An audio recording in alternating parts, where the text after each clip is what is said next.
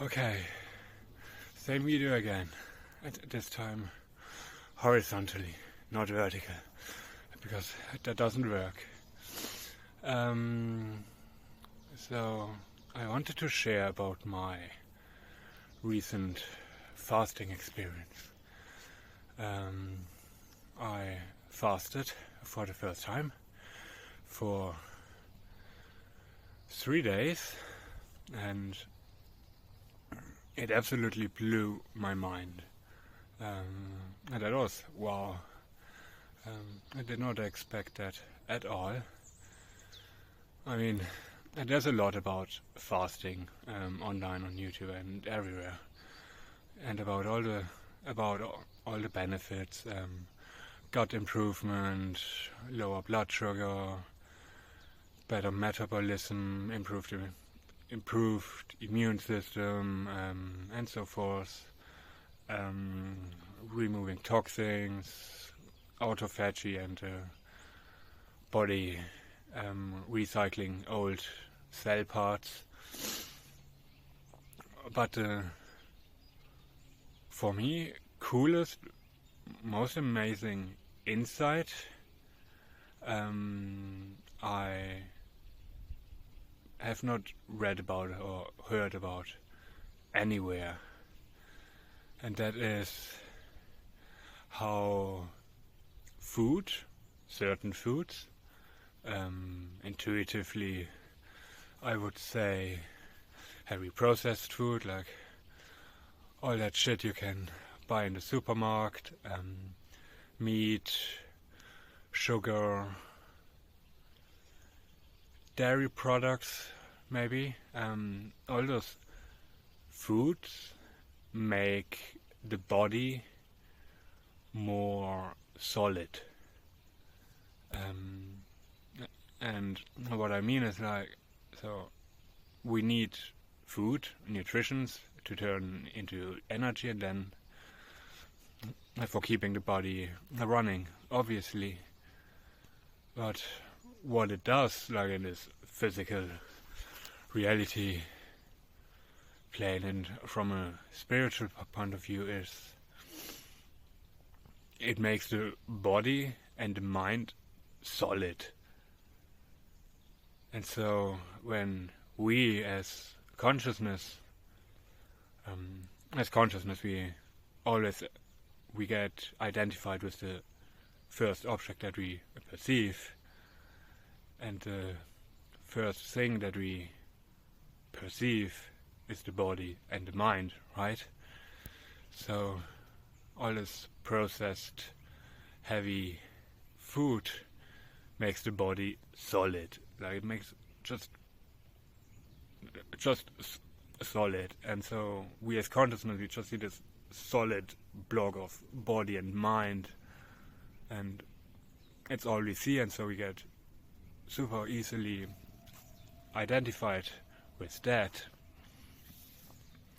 And what I noticed during 3 days of fasting is that this whole body and mind structure starts to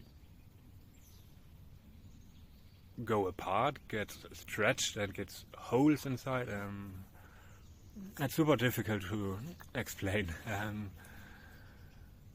And the body gets more fluffy, it gets airy. So as consciousness, you still see body and mind, but this previously solid object now has holes and empty space inside where it can look through, and it becomes really easy to see the same, body and mind, but wait, there's all this empty space in between, and this body and mind, that's not me, and blah blah blah.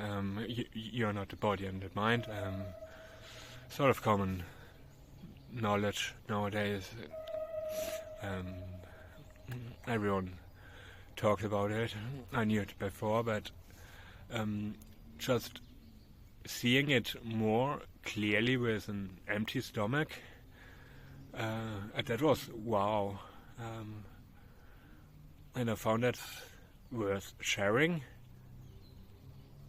because it's an information you can't find online. So new information out to the world. Whew, you're welcome. Yeah, that's cool. But also, it made me a bit more grateful. No, first something else. I'm going too fast. Because it doesn't. So I can understand why Indian ascetics go through suffering and go through hunger and nearly starve themselves, because it creates such a clarity, and everything is just space, and you see so clear through everything.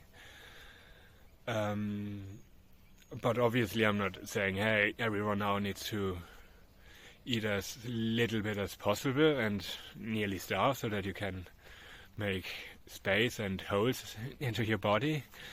I mean, and the Buddha also said, a balance is the key, right? Not too much and not too little. But we also live like in this time where food is just constantly 24 hours available to us, and we can just choose whatever we want to eat. If I want to eat cake at 3 a.m. in the morning, I'm able to do that. And that's not good, because very often we feel a little bit hungry and we go instantly, oh, my body's hungry, I have to eat. And I think that's not good. We have to relearn to maybe stay 2-3 hours hungry and not just go after the first impulse. So yeah, maybe, and also not eat every time until the stomach is full to up here until I nearly threw up. So, but yeah, and how grateful I should be, because I'm past 30, and this was my first time fasting. That means in more than 30 years, I did not have a single day where I had to go without food. And that's not the case for half of the population. And just to really let that sink in, yeah, that was makes a big difference. So here my invitation offering. I'm just constantly looking down there because it's this amazing view down over the whole forest. So yeah, invitation offering to stay a bit more conscious with food, appreciate food more, and how abundant we are with food. Yeah, Amen. Thank you for listening.